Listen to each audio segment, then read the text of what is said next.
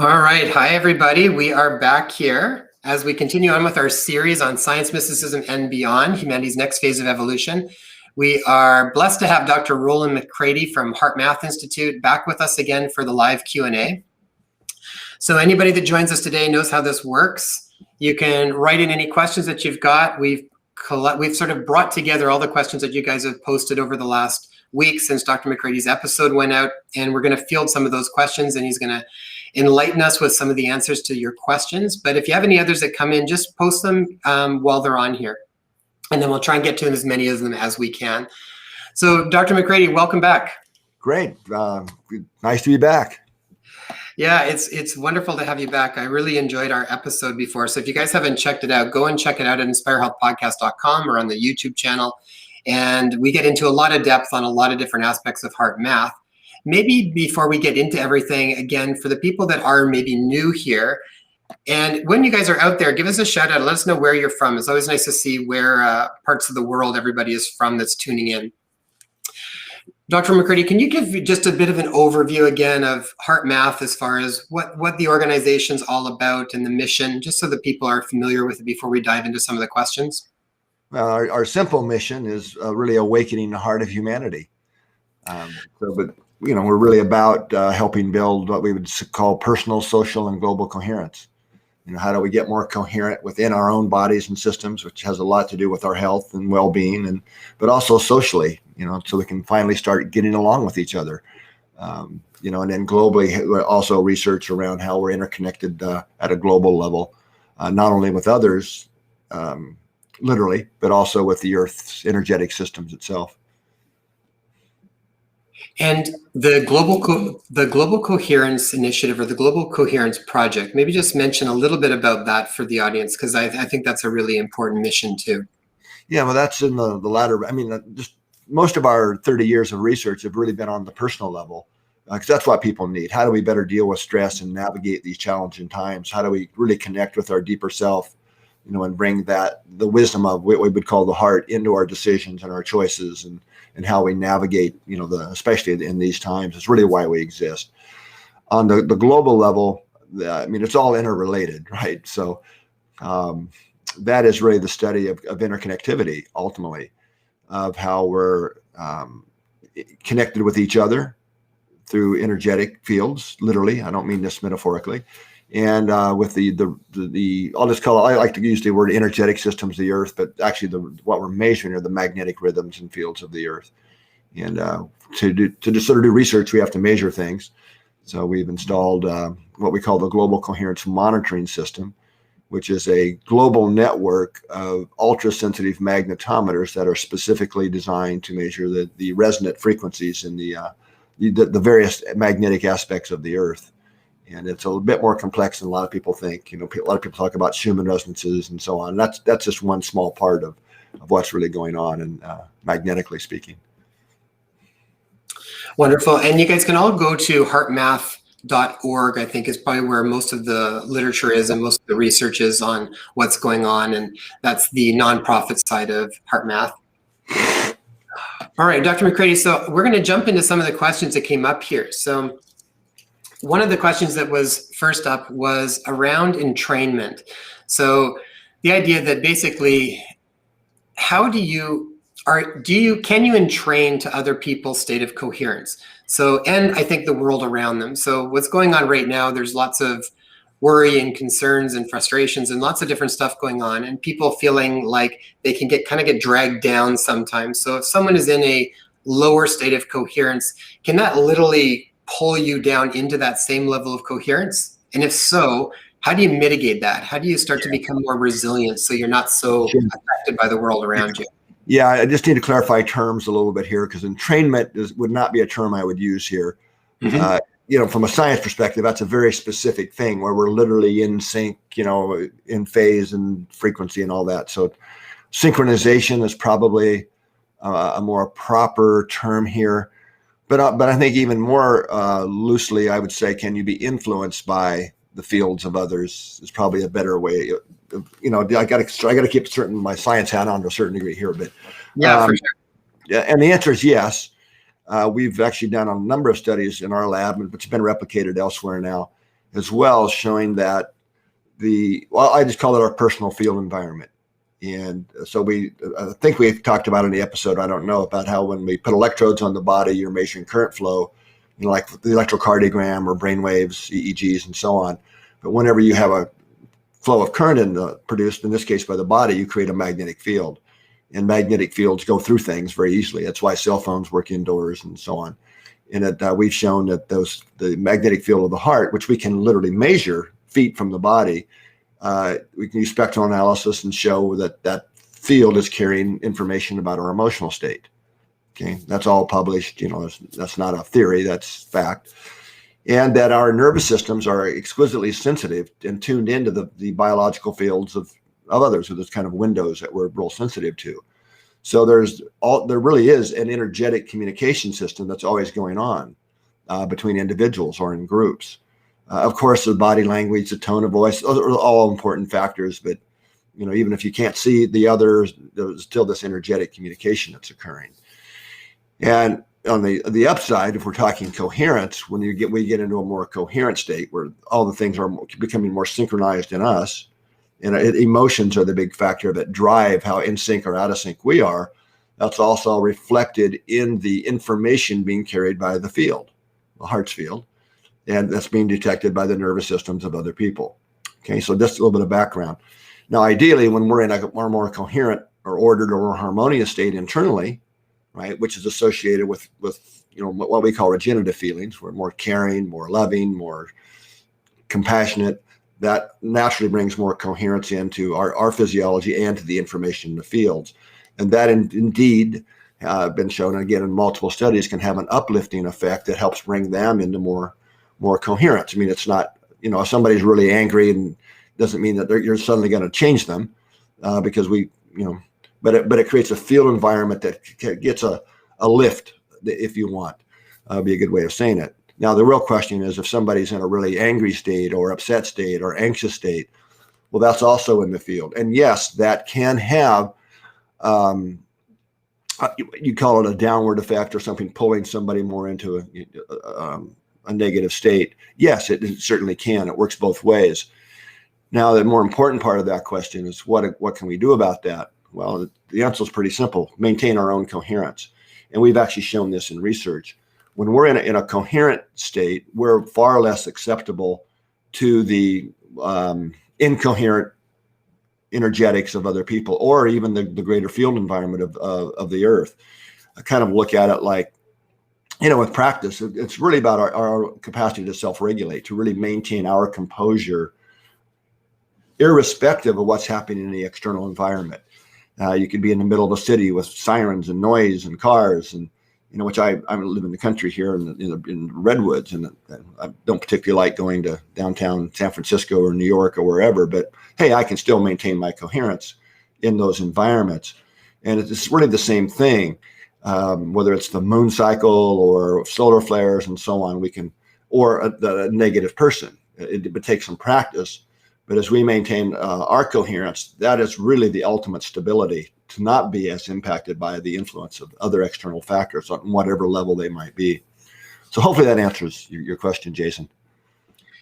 Yeah, that was great. And I mean, it's so true. Like when you actually start to practice this stuff, I know when I came across this organization over a decade ago and started to incorporate a lot of the tools around it, it's sort of like this idea where it felt to me like for a while, it felt like you had to kind of take your bubble with you everywhere. It's like you're influenced by everything, and you kind of got this small bubble, and everything has to kind of fit a certain way in order to feel like you're doing okay and you're not being influenced by everything. So it was very much controlling the external world. And what I like about HeartMath is it really puts you back in the driver's seat of controlling your own physiology so that you can live a bigger, more expanded life in so many ways, because you're more resilient, so you can handle more from the world around you and not be influenced quite so much from it. It makes me think of actually a story from the East where I think a student asked the teacher, how is it that you're able to walk along this earth and hold yourself steady? And the teacher said, well, what if you have to walk somewhere where on the ground there's glass pieces, there's sharp pebbles, there's there's objects that you might not know that might just come across your path. How is the best way that you're able to protect yourself?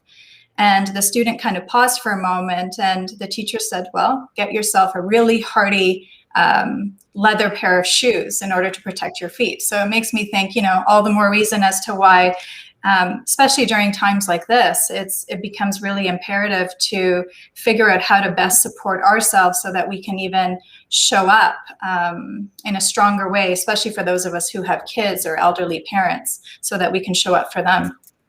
Yeah, it's a great analogy. Yeah. What are the tools, Dr. McCraty? So you spoke of the importance of self-regulation and tending to self. What are some of the tools that you can think of that would help people to be able to self-regulate? Yeah, well, that's really what HeartMath is all about, right? And we've developed a number of really self-regulation techniques is ultimately what they are. And just before I answer that, we have about 8 core techniques. One is a heart-focused meditation called the heart lock-in, where you really lock into the regenerative feeling and that coherent rhythm of the heart, and then consciously radiate out feelings of kindness, compassion, love, these types of things to yourself and others. But most of our techniques are really meant to be in the moment techniques that you use right when you're getting triggered, or when you're not feeling as, might be starting to feel more anxiety or stress, because that's when we really need to self-regulate. It's kind of easy to be in the flow, if you will. I like traffic examples, as most people can relate to them. There we are, we're cruising down the road, the traffic lights, we're hitting them all green. We pull up to where we're going, the parking angel's out, as my wife likes to say, there's the parking spot, everything's in the flow. But it's when we hit the traffic jam and maybe we're late, that is when we really need to self-regulate, because for most people, that's when we start feeling anxious or impatient. And we know that it's emotions that really run the show, that drive the physiology.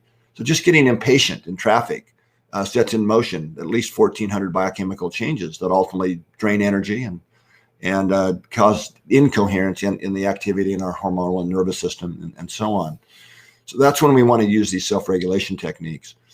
And it's about 8 core techniques. Things like freeze frame, attitude breathing, quick coherence, shift and lift are some of the names of them. But just the first step of most of the techniques can be a very powerful way to really help interrupting that cycle. But as we become self-aware enough to realize, oh, I'm starting to make that feeling shift, I'm starting to feel the impatience or the frustration or the anxiety and so on. And the first step of a lot of our techniques is real simple. It's called heart-focused breathing. And as the name implies, you put your focus of attention in the area of the heart, here in the center of your chest. And you imagine your breath is flowing in and out of the heart area, the chest area, not trying to go inside in the physical heart, but just in the center of the chest. And breathe a little slower than deeper than you normally would, and find an easy rhythm that's comfortable. And to start with, that's going to be about a 4 or 5 second rhythm on the in breath and a 4 or 5 second rhythm on the out breath, not holding the breath, but just breathing at that rhythm. And that focus of attention is important in the center of the chest.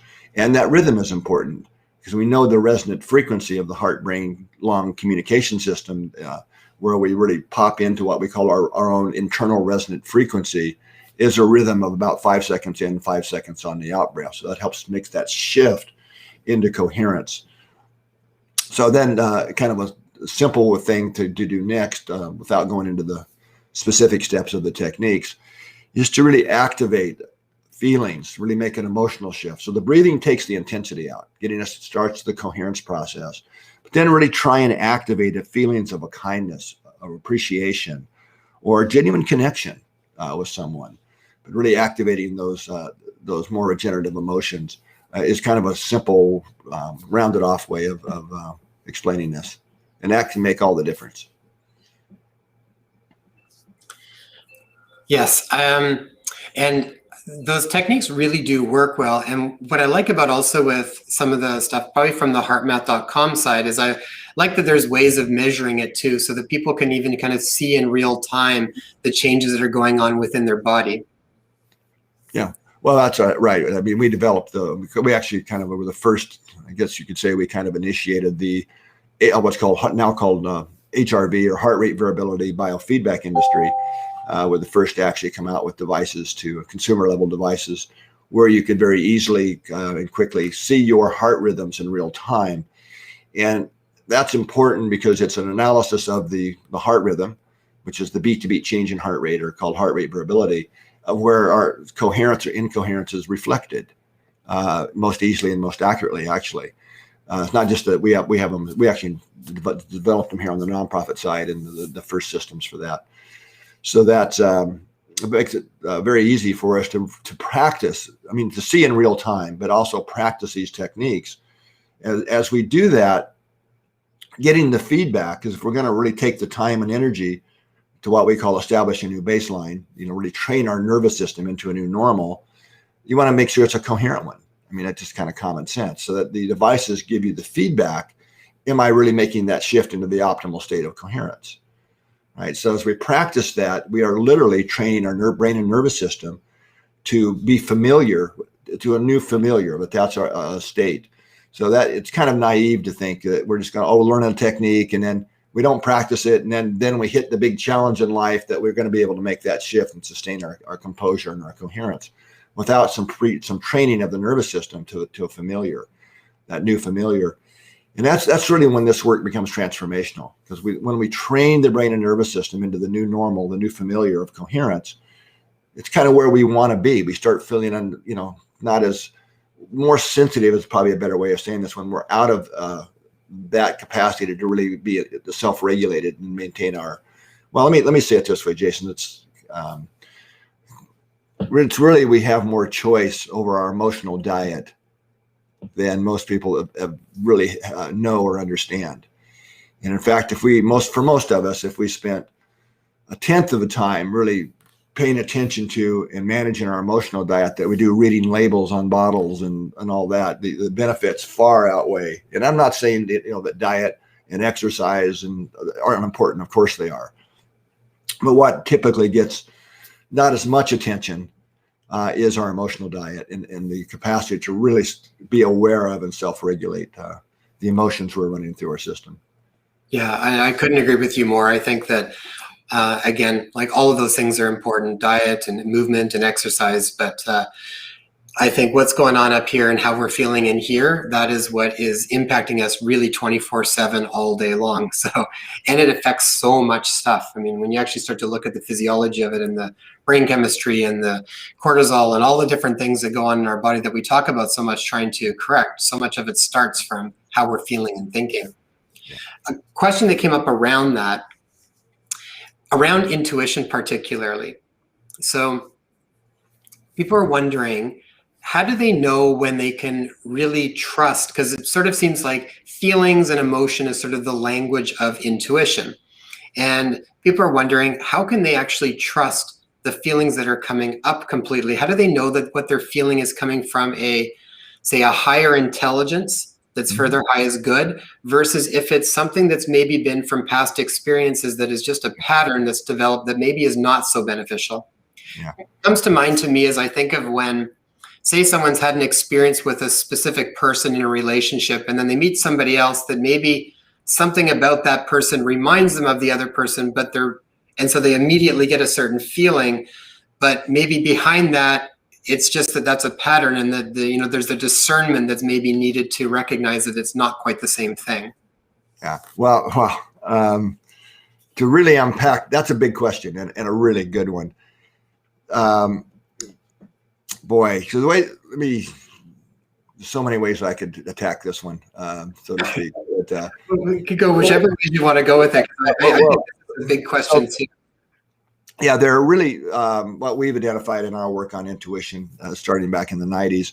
So there are really three types, and it's helpful to kind of distinguish them to answer this question.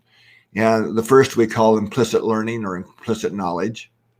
And this is what most academic research is about. And most of the books written about intuition, like I read 40 some books back then about it, just are all based on this, which is really what you're talking about, implicit type processes. And this is a safe one in academia because it's all about the brain, and it has to do with past histories, things that we've learned and didn't know we learned or forgot we learned, that are unconsciously stored away. It's also called dual process theory. And the way the brain works is we have this very fast track that is doing this unconscious pattern matching between the past historical events and the current input or the now. Okay, and this is important. It's a very important aspect of intuition, but it's all based on history. And it's also an aspect of what's called, or what underlies what is sometimes thought of as expert knowledge. There's many examples, but kind of a classic one that a lot of people have heard about is a nurse who's been around for a while on the job and can walk into a patient's room and will say, well, this patient's in trouble. They're going to code within the next hour or something like that.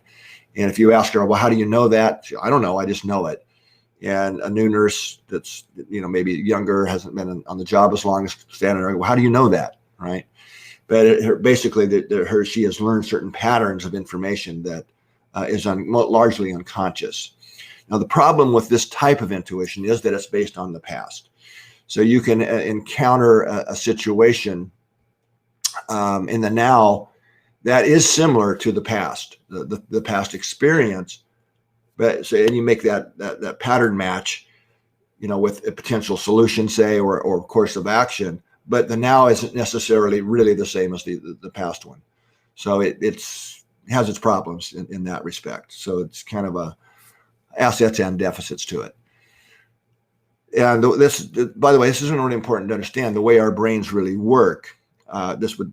We probably need a whole segment to really dig deep into this, but is what the brains really do are based on pattern recognition and pattern storage. And we're always looking for the familiar and not familiar. Even in our emotional experience, that's the basis of the way this works. I'm not going to go too far into that just because of time, but let me get back to intuition. The second type we call energetic sensitivity. And I kind of touched on this a little bit earlier, but this is our nervous system's capacity to detect and respond to very real signals from the environment. To me, empathy is in this category. As I was kind of saying, our hearts broadcast and carry information about our emotional state. So what we're feeling inside doesn't just stay inside. It is literally broadcast, just like a radio transmitter. And our nervous systems can be sensitive to those. By the way, what I didn't say earlier is when we're in a more coherent state, we're more stable and less affected, but we're also more sensitive to the information, to accurately detecting it. So that would be like a measure of empathy, for example. But not just that, it's things like some people can feel earthquakes coming. And we now know we can quite literally measure changes in the Earth's magnetic field that precede earthquakes. So it's our nervous system's capacity to detect and pattern recognize those particular signals. There's no question that our nervous system, especially the heart, are able to detect external magnetic fields now. That's kind of a question we put to rest. Now, the third type is really the one that I think the question is centered around, and we call that non-local intuition. Now, these are the types of intuitions that you can't explain away through the other two types. Something about the future or something in great distance. So often if I'm in a live audience, obviously I ask, how many of you are mothers? And raise their hands. And then how many of you have known or had that intuitive sense of when your child was doing something they shouldn't be doing or were in harm's way and they were on the other side of maybe the city or even the world. And of course, they all raise their hands, or well, most do. Many examples of non-local intuition. For example, you might be thinking somebody's name might come up in your thoughts that you haven't talked to or thought about in years, childhood friend or somebody you went to college with or whatever. And then you get a letter from them or an email, or they call you within, usually a few hours of the next day or so. So these are, I could go on and on. There's a lot of examples of non-local intuition. That is a different process. Now we've done research, very kind of rigorous research on this non-local intuition here in the lab. And this is all published for people that want to go into details. There's a lot of thought and detail that goes into this, but basically what those studies found was that the heart is literally the first organ system to respond, before the future event occurs, literally sends a different neurological signal to the brain. You get a brain response and then a body response, like the gut feeling or the hair on the back of the neck. And it's when you have the body change that if we're paying attention, it becomes a more a conscious feeling, if you will, feeling of doom or a feeling that we should do this. So I think that just gives a little bit of background. Now, the way I have come to, let me just say it plain. To me, when we're talking about heart intelligence, we're really talking about the intuitive flow of information from, I'll just call it our larger self. Some people would say higher self or spirit or soul, these types of things. But we just call it our larger self, which comes down through the energetic heart and then into the heart brain nervous system. And then we have, for oftentimes it is a feeling or a shift in perception, but it can't mean, it can actually be talking to your higher self as well, your larger self. And the real answer to that, from my experience, is practice. Because the mind-brain system, in the consciousness of the dimension it operates in, it doesn't want to lose customers. So oftentimes, through our own ambition and our own, past histories and things, the way we the story we tell ourselves and the way we see the world. So the higher intuitive intelligence sometimes will have a message of, that's maybe not your best course of action, but we're so trained into wanting that it's hard to hear that signal. So it does take some practice to distinguish the two. Because ultimately the mind-brain system has to really ultimately surrendering and align with our higher intuitive intelligence. And so that can take some practice. But typically you really can know when it's really your higher intuition, because it's almost always more inclusive. I mean, yes, good for us, but it really considers it inclusive of others and of the wholeness of the situation. And another way I could say this, question I'll often ask an audience is, well, how many of you, even in the last few days, have had a situation where you've been asked to do something or thought you should do something, whatever that is, and you just had an inner prompting, and we call it the inner prompter, that, maybe that's not the best choice. And that's about everybody raises their hand right on when I ask that. So that's kind of an example. Or you could say, well, if you think back in time in your experience, how many of you have had that experience and have followed what the mind wanted you to do anyway, and then later look back on that and got, God, I wish I'd have followed that inner prompting. It would have saved me so much energy. It can be the other way around too. You might get in an argument or say something to somebody that was hurtful, and you got that inner prompting that, I really need to go clean that up, or call them and apologize or whatever. And we tend to maybe not follow up on that. And then later that unfolds that we've really damaged that relationship, maybe lost a friend, these types of things. Whereas had we really followed our inner prompting and reached out, we could have saved that relationship. Anyway, I'm kind of going on and on here. But hopefully that helps give some context there. Makes me think of an example. So years ago, long time ago, when I had gone traveling to another country, I was visiting a friend, and she dropped me off at the town center in order to catch a cab to go over to another friend's house. And, it was a busy town center. There was lots of cars going around in the circle, and she flagged down one taxi, and probably from 10 meters away, as that cab was approaching, my whole body broke out in a sweat. I felt, every fiber in my being, it was like flagging me to no. It was a very strong sense of alarm that went off in me. And I turned to my friend, I said, no, I'm not comfortable with this car. We'll catch the next one. And she said, oh, don't be silly. It's not so bad here. You'll be fine. Just go, and you show them the address, and they'll take you directly to the next, to your next point. And, you feel oftentimes when you go against these strong feelings that come up within yourself, you are made to feel like you're not being appropriate, or you're not being nice, or you're being paranoid. So I got into the cab, and even when I think back to that incident within my body right now, I can pick up the residue of the feelings that came up even at that moment. And I can feel even my breath becoming shorter, probably very similar to what that instance was like. And it's really interesting. Maybe that could be the next question. How does memory even touch on this? But what happened is I was held at knife point by the cab driver, and I had all my belongings that I had with me. I had that taken away, and it could have, people told me at the other end who were waiting for me. I got there at the end of the day because I was basically, he took me to an area where it was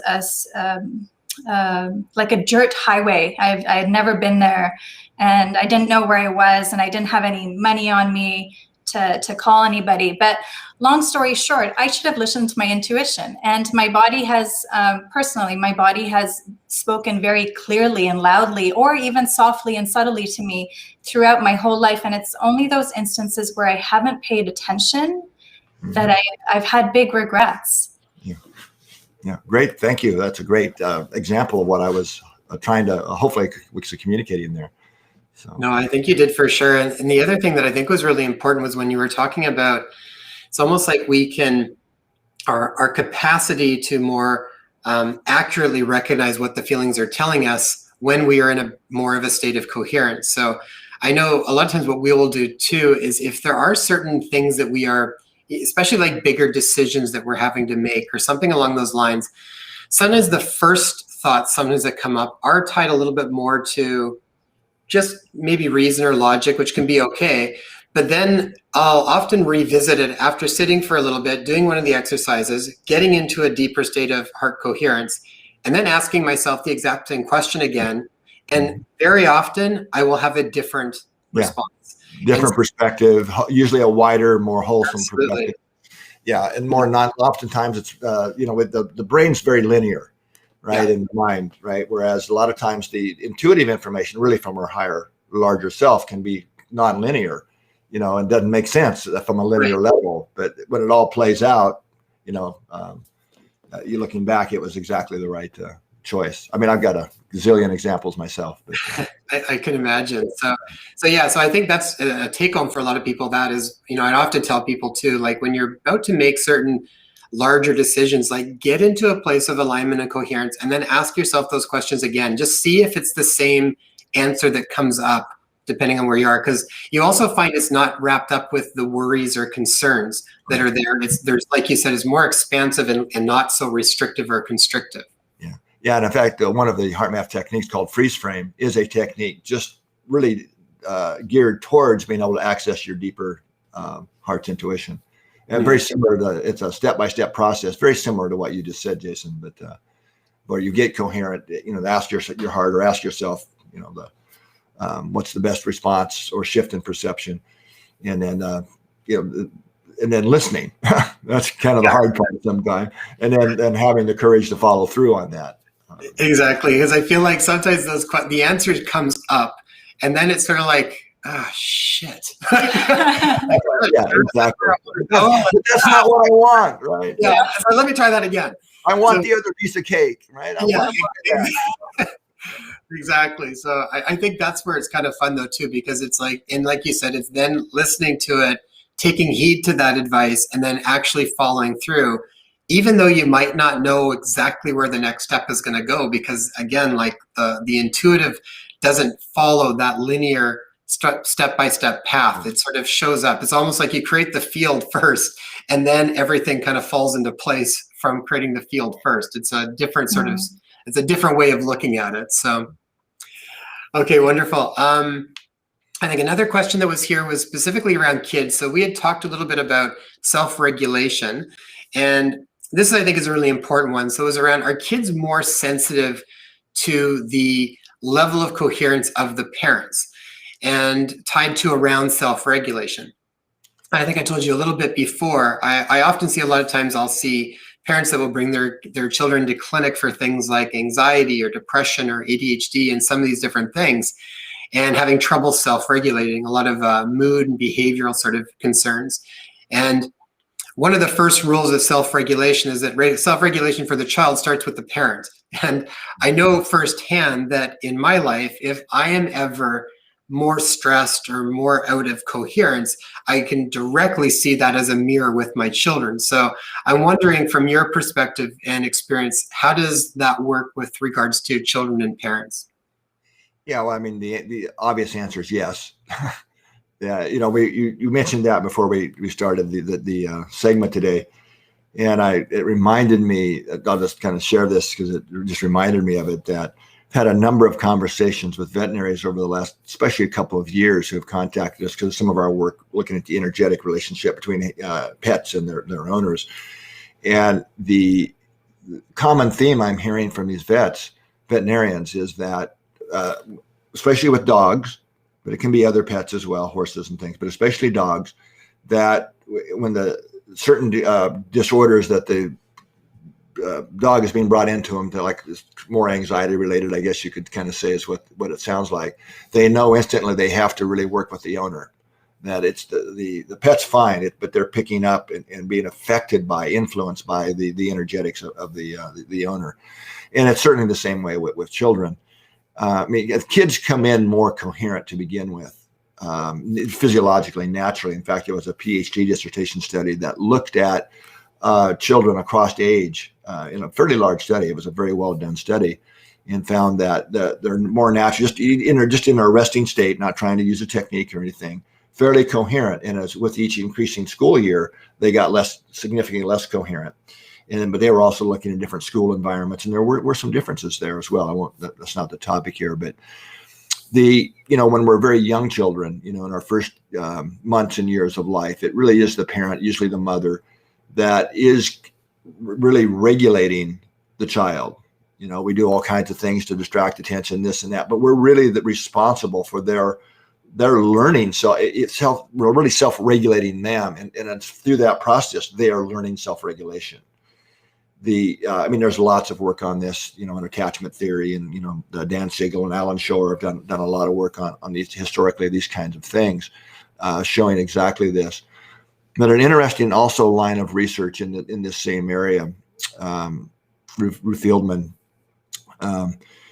has shown by doing heart rate variability recording of young children and their parents or their mothers.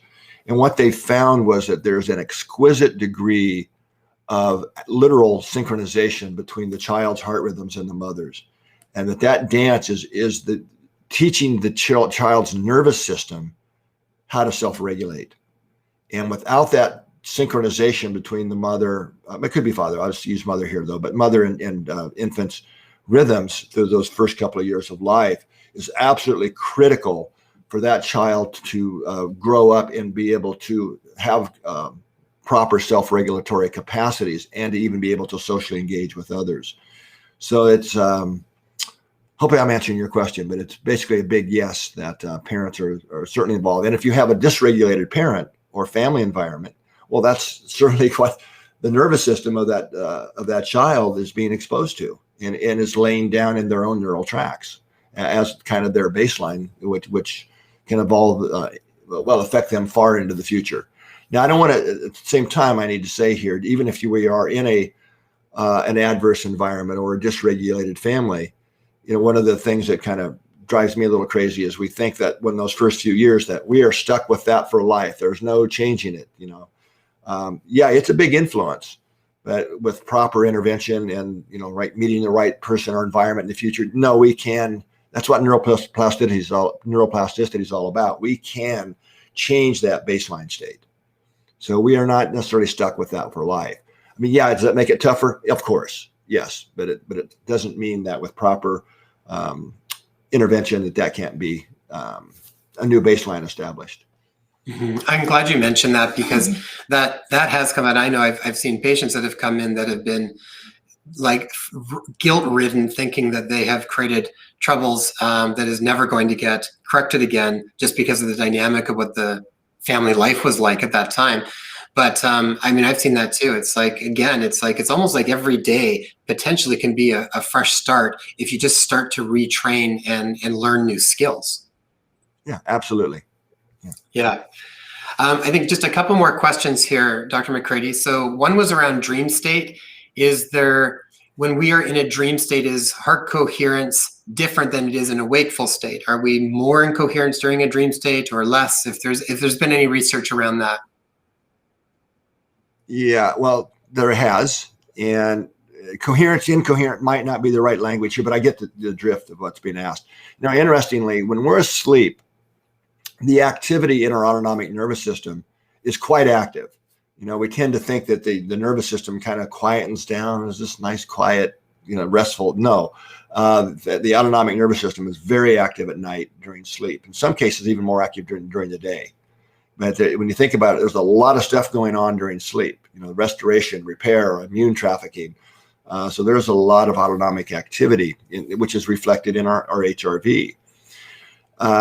Now, there is a certain degree. It's not going to look like this beautiful sine wave when you're, practicing a technique. But there are studies now showing that the level of coherence during sleep is one of the most reflective of, or if we have lower coherence during night, that's reflective of stress during the last day or two that shows up at night.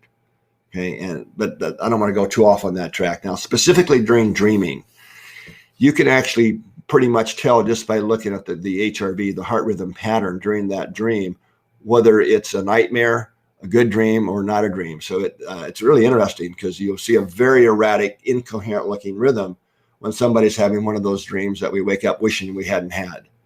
You know what I mean by that, versus one of those hand flying or, those kind of really cool dreams that they not necessarily exactly coherent, but it's a very smoother, less chaotic pattern during the dream.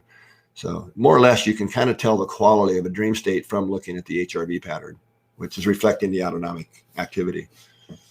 I'm just thinking about people that actually have a lot of nightmares or even night terrors. I know there's a sort of different mechanism with some of that, but would doing the practice during wakeful states of doing heart rate variability training and stuff like that, would that then potentially help to mitigate those types of...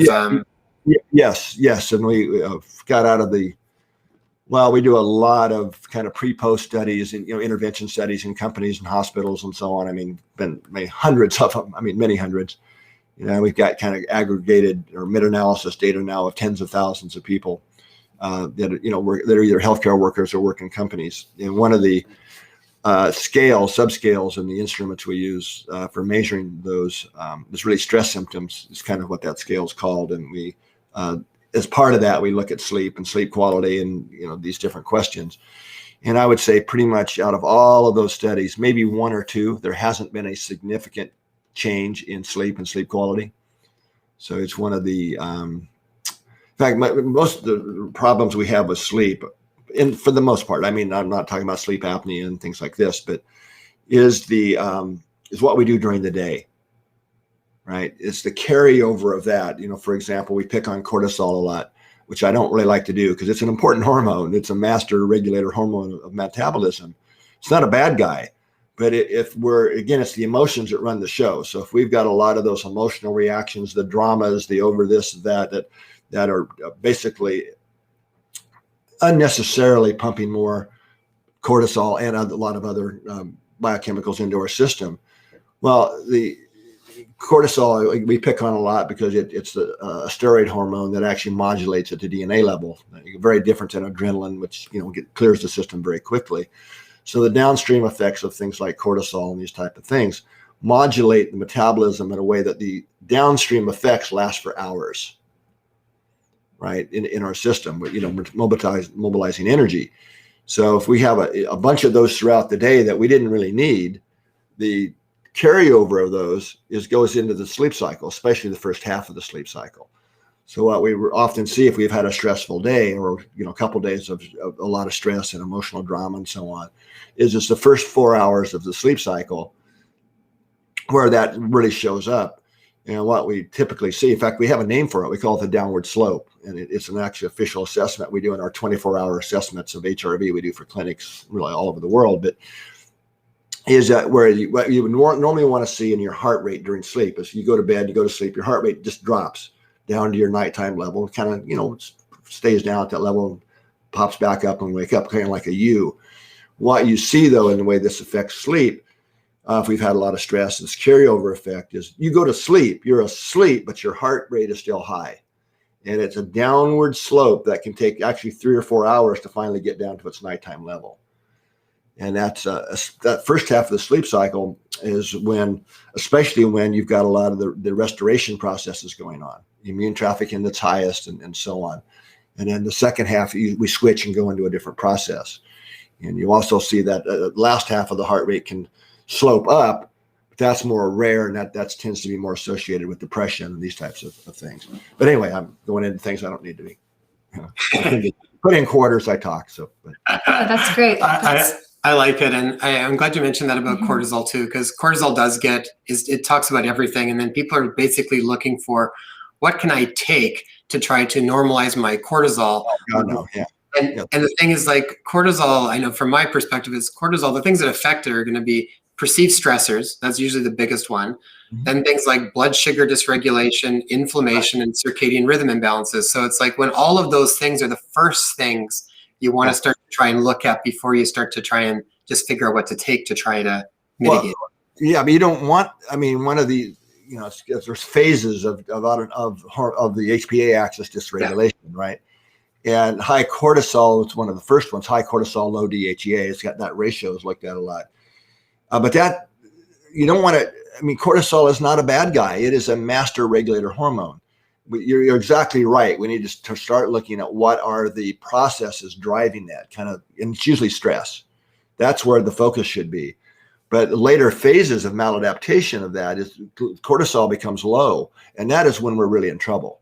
Cortisol is not a bad guy. It just needs to be not inappropriately and unnecessarily pulsing the system with it.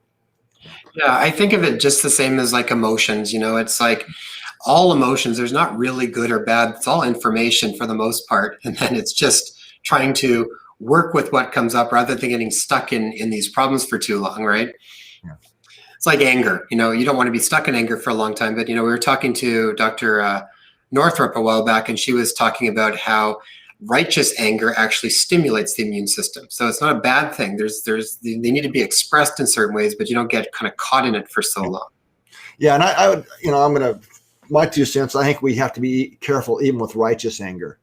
And I get, hey, look, I'm a psychophysiologist. I've studied emotion for 30 years. So I way understand and get the perspective that all emotions are not good or bad, and or information, and that's all true depending upon our level of awareness. Yeah. So at certain levels of awareness, that's true. But even righteous anger is still affecting the system in a way that drains energy. Mm-hmm. And there is, as we mature and learn to self-regulate, and especially align with our own larger intelligence, we really do evolve into a place where anger, even righteous anger, is no longer appropriate for our system, because there really is a higher perspective, and just out of our own intelligence, whether it's anger or anxiety, these types of things. But don't get me wrong, I'm not trying to say that anger is bad, and No, I think that's a good point to bring up, though, because it does come up a lot. How I kind of think of it with emotions is there's sort of like a scale. Like I've done a lot of work with Dr. David Hawkins, and I like the way he explained a lot of the emotions. But how I think of it is, someone is, say, if they're stuck in somewhere of like deep depression or shame, then moving to a state of anger might be actually a benefit for them for a period of time, to maybe catapult up to something to eventually move higher up the ladder. So they're kind of, depending on where you are, they have a place.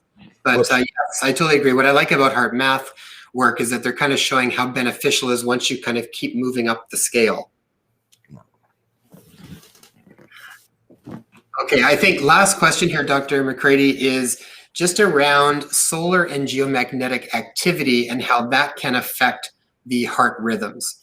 As far as what do we talk when we talk about solar and geomagnetic activity? What is it?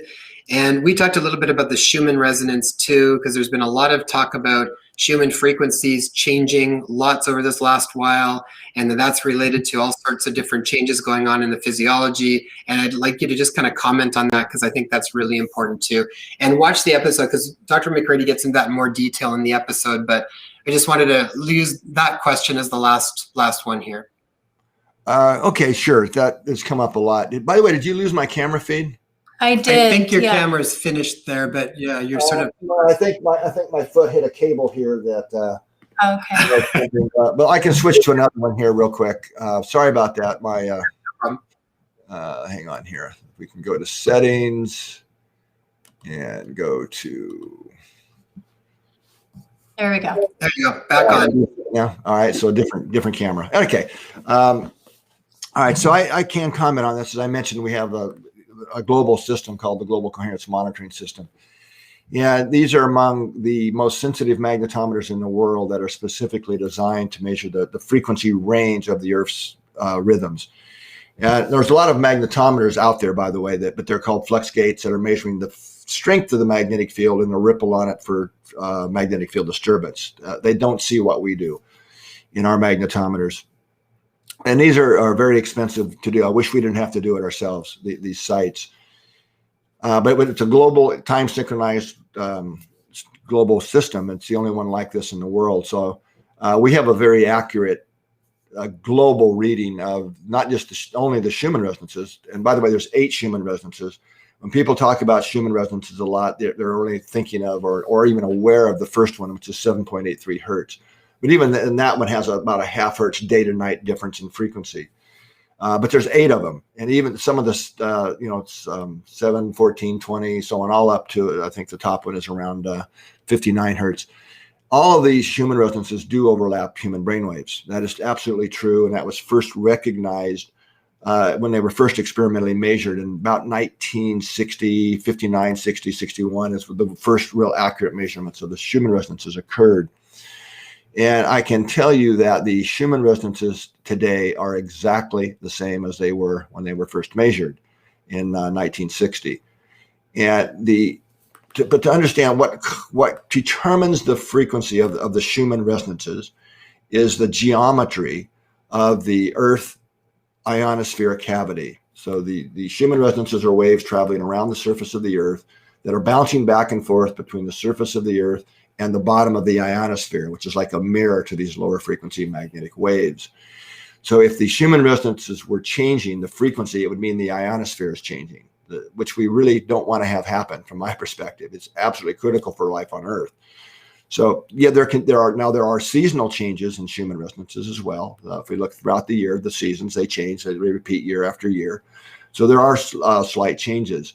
Now you can also have which is somewhat rare in reality, where Earth gets hit with a solar flare, or a big change in the solar wind, or even solar activity, solar radiation affects the density of the ions in the ionosphere. Will change the amplitudes of the rhythms of them a little bit. And if you get hit with a big enough one where it pushes and stretches the ionosphere, you'll see a change in the frequencies of the Schumann resonances, but those are temporary. They bounce right back to their baseline state. So now just one other comment on Schumann's resonances. They are important, absolutely, but they're actually quite small compared to another magnetic rhythm of the Earth. And these are called field line resonances. So if you think of the north-south pole, what's called the geomagnetic field of the Earth, these are actual field lines. And the thing about these field lines is that I didn't learn back in high school, but it's absolutely true, is that you can pluck them just like a guitar string and they vibrate. And that's what's called field line resonances. And the resonances of the field lines vibrating, which is a completely different mechanism than Schumann resonances, are the same as the coherent human heart rhythm, 0.1 hertz. And I actually have some graphs I've published where you see these huge big waves, right, of the field line resonances, which is overlap the heart and cardiovascular rhythms. And then you see this fuzzy stuff riding on them. And then you kind of blow that up and show that, and that's the Schumann resonances. So I don't know if this means anything or not, but it's really interesting that if we look at the human level, you can measure the heart's field many feet away from the body with magnetometers. You can measure a brainwave about an inch. So it's about that same ratio at the scale of Earth between the field line resonances, which are the same as the heart rhythm, and the Schumann resonances, which are the same as our brainwaves. So it's kind of an interesting thing. But Schumann resonances, I don't want to take away from their importance, because the number of studies now, especially by Michael Persinger, showed that in his lab, that our brainwaves do sync up with the Schumann resonances on regular intervals. throughout the day and night. So, and what we're showing is that our heart rhythms sync up with these rhythms in the earth as well. So, which through resonance principles, is basic science tells us that when our hearts and brains are oscillating at the same frequency as the rhythms of the earth, that we have the basic physics to understand how we can be feeding the field information and the field affecting us. So through the resonance between the two fields. So I don't know if I answered your question or not, Jason, but hopefully that is helpful. Yeah, I think that sounds good. And I think some of that was people were wondering about things like solar flares and things like that. Is that the type of solar and geomagnetic activity that affects the field line resonance and whatnot? Well, yeah, okay. All right. So I got it literally over here on one of my desks, a stack about this big of papers that look at the correlations between human health and magnetic field disturbance. Now, there's a reason that the focus has been on this. Outside of having a global system to monitor the resonant frequencies in the earth like we have, the only tool researchers have had are these magnetometers that measure a thing called KP index, which is a measure of magnetic field disturbance. And so the magnetic field primarily gets disturbed when we get hit with a solar flare or there's a big change in the solar wind. That's actually fairly rare. If you look at the number of days throughout a year, it's not that many when you have a big high KP index. So what people have traditionally done, they didn't have any other tools, is you kind of signal average. You look, okay, we have high impact KP index day because we got hit with a change in solar wind or a solar flare. What happens to hospital admissions after that? And you see that hospital admissions indeed go up globally for all kinds of things. But traditionally people have looked at strokes and heart disease and these types of things. And they do go up, but a fairly significant percentage. Even more higher rates of admissions to clinics and hospitals is for emotional things like depression go up after a disturbed field. So it's clearly not good to be for us when the field is incoherent and disturbed because we got hit with a solar flare. But this has given the impression that the solar magnetic stuff is bad for us, right? So very few studies have actually looked, well, what about the majority of the time, right? So the other thing, keep in mind when you're looking at hospital admissions, most of the people being admitted have comorbidities. They're already on the edge. It was kind of like that energy influx that broke the straw that broke the camel's back, that turns into the whatever that is. So we've been involved now in looking at a number of studies. So we've got a global coherence monitoring system where we can actually look at all these resonances as well as other solar and cosmic rays and things in long-term studies and recordings in healthy people during normal times. And what is emerging is a very different story, right? First of all, we're seeing that as long as we're not all stressed out and stuff, we are actually synchronizing to the rhythms in the earth. And one study, we actually published this last year in Scientific Reports, or might have been 2 years ago, in one of the Nature journals. There's a study where people wore devices that measure your heart rate variability for 24 hours a day. And they wore these, X number of days a week, quite a few days a week for 5 months. A really largest probably study that's ever been done, in long-term monitoring. And we were able to then do a similar approach. You kind of think of it as signal averaging. And by the way, KP index had hardly any effect. It was really interesting. But what we found was that in healthier, normal people during normal times, that when we're more in sync, or when the resonant frequencies of the earth are higher, people's HRV was greater. They're healthier. They slept better, had better cognitive functions. I'm putting a couple studies together here, but also, which was kind of surprising. I mean, this was a surprise, and it's been verified through multiple studies now, that when a radio frequency from the sun, it's actually called the solar radio flux, or F10.7 is sometimes called. When that is increased, so is our HRV, and people's perceptions of feeling better, sleeping better, are also increased. So, and also cosmic rays. So a completely different picture is emerging here. And I'm going to tell you about one other earlier kind of observation study. We do a lot of work with the University of Lithuania, a couple of groups there, the cardiac hospital there. And so they've been looking, they still are looking at hospital missions over a number of years. And we have one of our magnetometers in Lithuania that's associated with the university that helped us install it. So they were kind of surprised. They were just looking at hospital mission data and the local magnetic field activity, the resonant frequency data. And what they found was just a few years ago, so it kind of started a new way of thinking, right? That in the older populations, that hospital admissions were actually lower when the magnetic field power was higher, the resonant frequency, the coherent resonant frequency, right? And when it was lower, they had more hospital admissions. Okay. Now, for young people, the pattern was reversed. When the resonant frequency power was higher, they had more hospital admissions for younger kids and lower when it was low. However, the youngsters weren't being admitted because of chronic disease. You know, it wasn't strokes and heart disease and so on. They were being admitted for accidents, right? So when they stepped back and looked at this, they said, well, the only way that we can make sense of this is that when we have a higher coherent resonant frequencies in the Earth's field, it's an energy source, right? And when it drops, the older people, don't do as well. And when it's higher, they do better. But the youngsters have more energy that they don't really know what to do with. So they go do stupid things and get in accidents, right? So it makes perfect sense, right? So since then, we've had a number of studies that are really confirming this idea that when these resonant frequencies of the Earth are higher and when we're in sync with them, it's an energy source, as are the F-10-7 from the sun and cosmic rays. So these are all unconscious kind of ways that we can, if we're in sync with ourselves and the Earth, that it's another source of energy. Anyway, we could do a whole kind of probably session on this, but. No, I find it fascinating. And yes, Bella, you can ask a question if you have a question. Go ahead. I think with regards to spending time in nature or activities like yoga, I've heard about even, trampoline and swing sets for kids.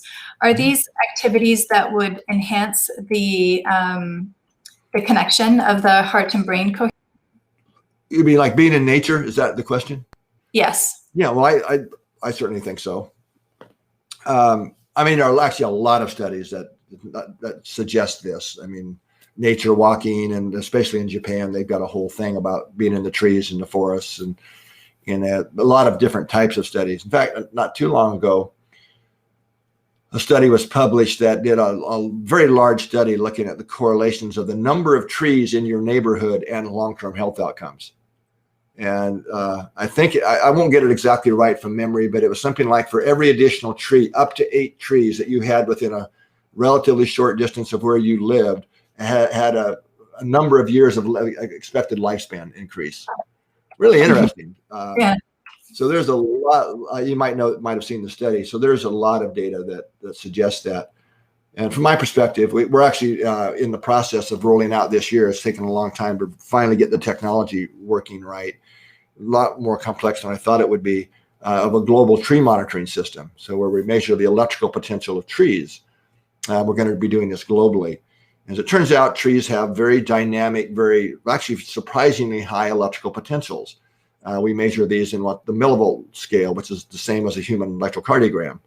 And I know a number of plant physiologists who nobody yet can explain how trees do this, how they're generating such high voltages.